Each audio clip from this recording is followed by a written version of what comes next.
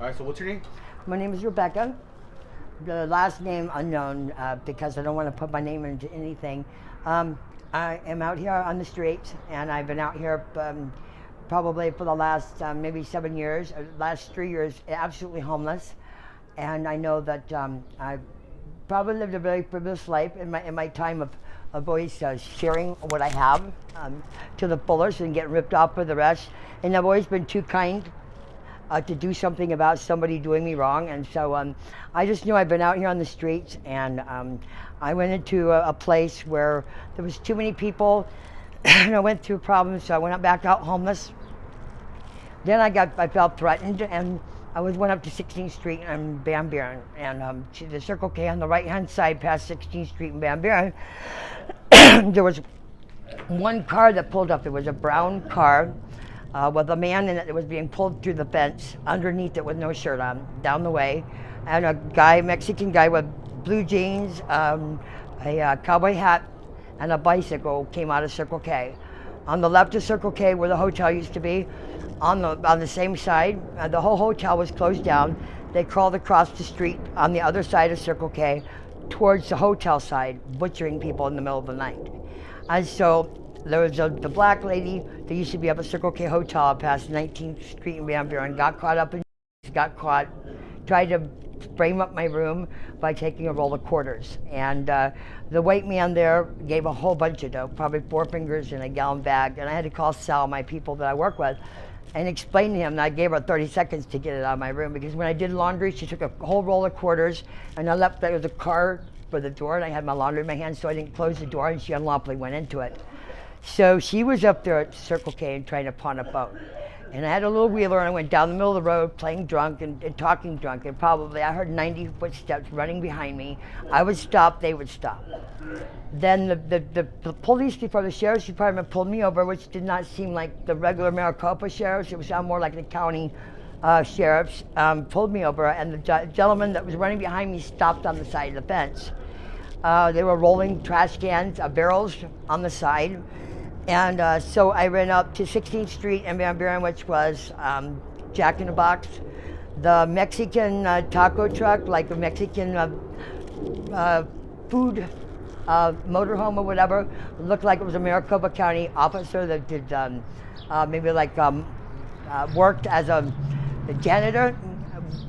Was seen driving with somebody in that truck picking up people.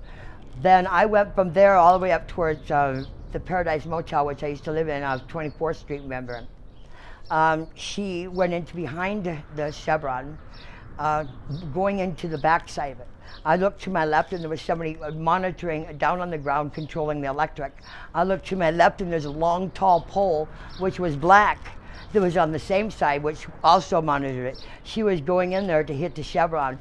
Well, they were already killing people. And so they shoved them under the Paradise Hotel crawl spaces, and I know it because it was the exact room I used to live in, and they didn't board it up for a reason, no reason. And so I've been out here, and I've been being threatened, and they thought they were being audited and everything, when I've probably been with Mako Paint and Body Shop as my first one in a Maricopa agent on my first day of leaving home, and so as a minor at 15. And I just knew a lot of Mexicans and probably off the hook for, being a runaway that was threatened for my life, and did stuff for nothing, and I would run, and everybody smoked. And so I was, a cheap user, but a very expensive loss, because it made me think that I couldn't spend somebody's money because, well, I'm of age and I'm real and my wallet's bigger than yours. So, you have to be careful how you spend something, which in fact doesn't happen unless somebody really doesn't have a right to spend them. You know what I mean? I should have taken care of myself better. And somebody always thinks that the worst person that's out there is the one that's been running their whole life from something. And really, if you lived your whole life not knowing what it was like to really know if you're going to die at any minute, that you don't even know how to live your life normal without all the stress, what do you do? And so I am dedicating my life to say that people may be being audited because you are taking up by Jack in the Box.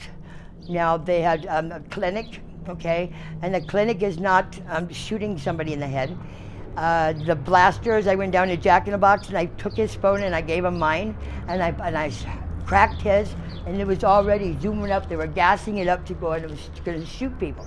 I got my whipped in the head with chains at the bus station, so it's closed, because across from the bus station on the left, going towards Van Buren, towards the bus station from this location, is the commie side.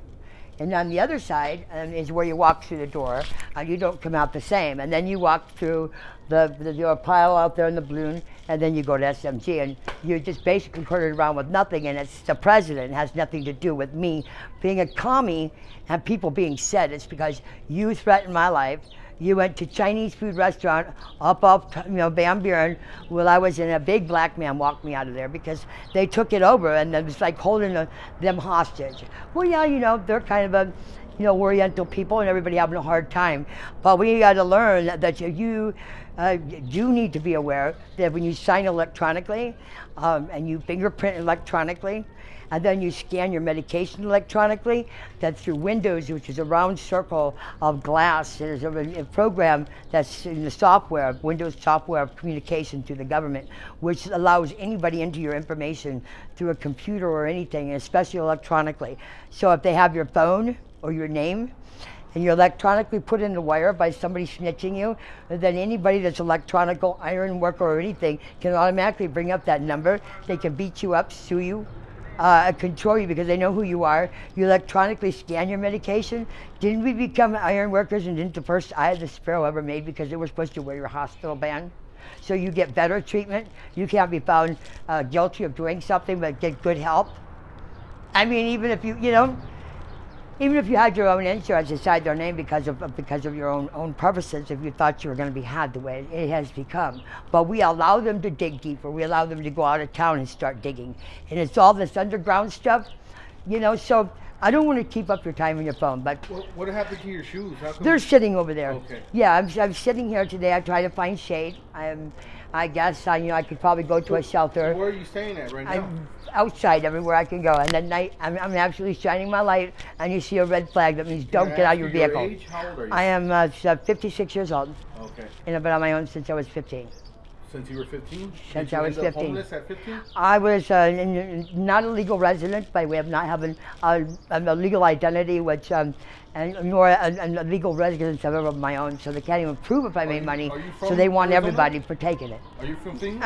Well, that's no. Since I was 7.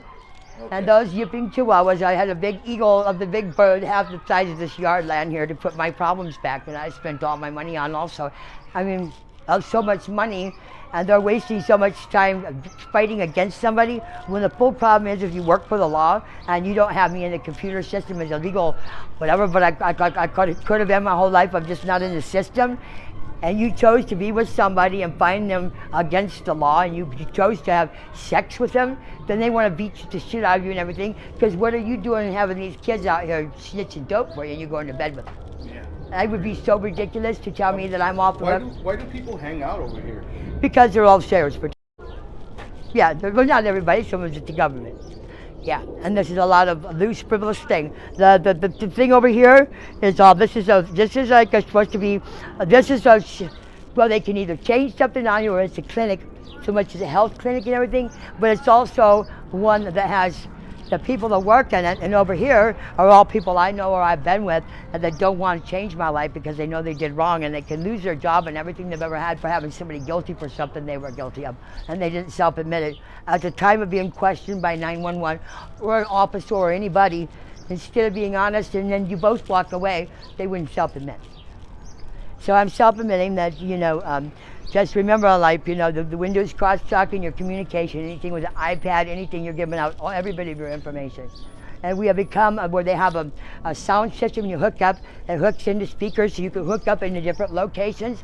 So you got 100 people thinking, and this thing will all make different sounds. And it's basically the way my mind works when somebody's hardballing me or doing things, and you have all these racing thoughts, and you got to think about what you're doing. So that's where I'm at, and I'm glad, I blew a whistle and pulled you over here, because every one of these people are out here fighting because they think they're going to lose everything they have. Where if I recorded them because of my head injuries, they probably would now, wouldn't they? Instead of just changing something. And I'm just one person that they say, hey, if it made a difference in your life and you were the worst person that there ever was, but you ran with the biggest red map, so far as, that plane and stuff with the clearance level number 3, maybe I did try to make a difference in my life, and I did it for nothing. Does this dollar store ever tell you guys to? It's move on? easy. It's they're not human. So if they're not human, and they think that we're commie because we had them, all of our money went to whatever, and they Does don't. this business ever tell you guys to move on, like to get out of here? Yeah, but they rip us off a lot. So if you want something, a pair of underwear and something, and it's a market type thing, these kids couldn't do it, but for double the price. If they really wanted to, you weren't in the system there. It's just, it's if you want to go out here and spend time investigating them, you can buy used clothes for a way high price. All right. Well, Yeah. Hey, man, thank you for sharing your story. You I bet. appreciate it. You have a blessed day. Just keep me in your thoughts. All right. All right. Thank you.